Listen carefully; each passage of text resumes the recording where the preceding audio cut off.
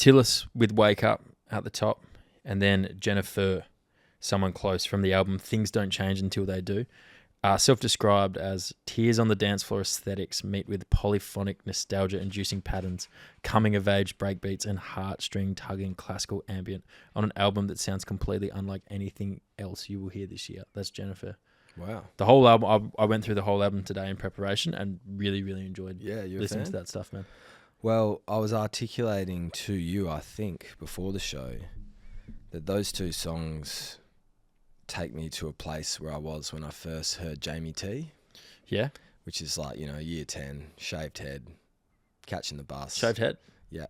Shouldn't be out. Like that Skins UK vibe, skating everywhere. Yeah. And, a bit unsure of how life is going to unfold, It's that nice kind of formative teenage feel. And they couldn't be less like a Jamie T song. Yeah. But they transport me to that same place. Coming of age breakbeats, he said it himself, yeah. There you go. And it's a bit teenage, it's a bit cold outside. Yeah. And you're not really sure where you're going. But I always find it funny how a song can take you there to the same place as another artist, but gosh, the music couldn't be further apart. I reckon I have that same feeling. I can't give you two songs now, but the rebellious nature of what you were doing at that time and how you were relating to that songs and staring out the window in the back of in your mum and dad's car and looking out the window. And then somehow it manifesting in what is in some context the same thing happening to me again 10 years later, where I'm having a very transitional time in my life. There's lots of change, new thing. I'm uncertain. I'm a little bit scared and sad about it, Yeah. And for whatever reason, these two songs in a more contemporary way speak to that same feeling that I had when I was 16. It's just magic. That is really well put.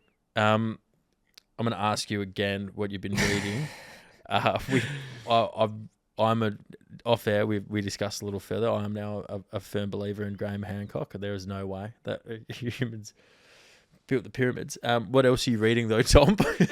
Look, I'm not disputing they built the pyramids or not. Yeah. I'm just saying they didn't do it with a bronze pickaxe and bulk slaves. It's the stupidest thesis I've ever All right, heard we're not going life. there. Okay. What else are you reading? Man, I'm actually reading a few books on parenting with Nadia at the moment. Amazing. Yeah, which has been a good little exercise for us both. We bought 2 books and then we swapping. And so I've been reading that, but more consuming. I feel like it's a good platform to talk about some of the kind of controversial people that I follow that have new ideas and interesting ideas. And the one that popped up into my head that other than Graham Hancock is a guy called Paul Stamets. Yeah. He's like a hobby mycologist. Where did you find? I found Paul Stamets when my dad was dying of cancer, and I'm trying to think how I actually got onto it. It might have been through Stevie Gravina, but effectively there was this kind of little idea within health science, and I'm broadly involved in health science because of my job. But it was about different mushrooms' effect on the immune system. Yes, okay. And sort of new science around the way that mushrooms actually integrate between the earth and the trees. Yeah, we're not talking your Swiss brown. No, we're talking turkey tail, lion's mane, mycelium nets, like different mushrooms. You don't really know, but broadly the fungi species. Yeah. But Paul Stamets, right, he's started off as just a hobby mushroom guy, just loved it. And now he's the leading mushroom scientist in the world. And he's found out that these mushrooms grow like 20 kilometres under the ground, form these huge networks where they communicate with the trees and the earth and swap nutrients through the mushroom to all the trees that need it. So they're integrating, they're pretty much running the ecosystem. They are borderline Mother Nature. Is it true that the makeup of a mushroom is closer to the human body than it is to a regular plant? Yeah, there's something like that, and I can't say what it is. Episode 2 or 3, whatever this is, fact check. No, it is. It is true. It's something around it. It being a neural system, being an intelligent thing. Yeah, borderline that is sentient. mental. So how many kilometres are you saying it's spreading? 22, I reckon he was saying. Yeah. But yeah, so there's a tree that's dying that needs roots. nutrients. It will take nutrients from the correct plant and barter with it and send it over to that tree and keep the whole family of trees, mother-daughter, like genuinely maintain the relationship so all the trees can grow properly. Is that not necessarily out of goodwill? It's more of like that's its survival technique. Is because that's almost feeding its nutrients, or we don't know. Mate, I don't know. That's the thing. It's maybe it is doing out of goodwill. That's the sort of level of thought I think you need to come to if you actually ever really want to understand something. Because if you're like, oh, mushroom, plants don't communicate, right?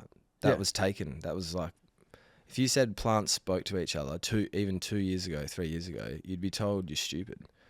Where it's found out as soon as a predator comes in, the plants are all talking to each other instantaneously through electrochemical signals.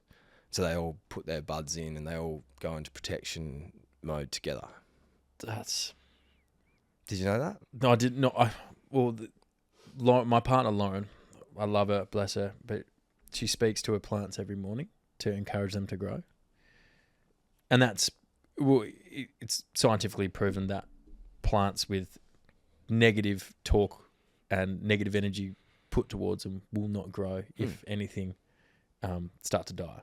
So she was, saying good morning to the plants and like, you're doing so well growing. And I guess it's the same concept. It is. And your intellect goes, man, that plant doesn't know it's a plant. Well, that's where I was when I saw it the other day. Told that plants are, not intelligent life, and I'm intelligent life, and there's a clear separation between me, a human, intelligent, and then that bird flies like 2,000 miles to the same tree every year, but like, oh, that's just a stupid bird. That's not communicating to any of its, family. It doesn't know where it's going. Yeah. We sort of have this arrogant perspective where we're the only intelligent thing, and plants, they're at the bottom of the food chain, but you find out, and scientifically proven, which is my least favourite statement ever, that plants do actually like being talked to in a positive manner. They maybe do have feelings. Yeah. And maybe the mushrooms are doing this tree thing out of goodwill. Out of goodwill, absolutely. We won't know, but... so Dr. Paul then? Dr. Paul Stamets, yeah. Reading a book? Look, I would just go on YouTube. I reckon we'll have some links out for you at PTA003, but... Yeah. He's got some cool thesis about how you can save the bees through helping their immunity with some turkey tail mushrooms, and he's just got different ideas about mushrooms and what they are, and just at least that is interesting. You're like, wow, okay. I am going to start reaching out to fungal experts and see who we can get on. Yeah, no, well, maybe one day that can be a big fish for us, get Paul Stamets and Graham Hancock in here. That would be beautiful. You have 4 tracks to leave our listeners with. Over Mono, you mentioned previous. Yes. I want to leave you with 4 tracks, and usually we might just leave them off the back of the app, and they'll provide the sonic lift that we need to exit the episode. But today I wanted to speak a little bit on the tracks, just because they're worth talking about. First up, I had in my head, it's called Good Lies by Over Mono. And I don't actually know much about Over Mono other than this track is banging. And when I mentioned it to you, Matt, you said something along the lines of, this is their take of a fun summer pop dance track. Yeah, so Over Mono released a track, So You Know, a few years ago. I think it's on XL Recordings.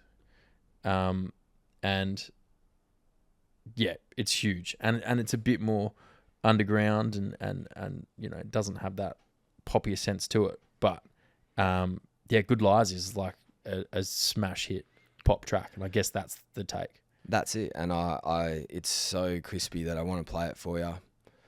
I believe then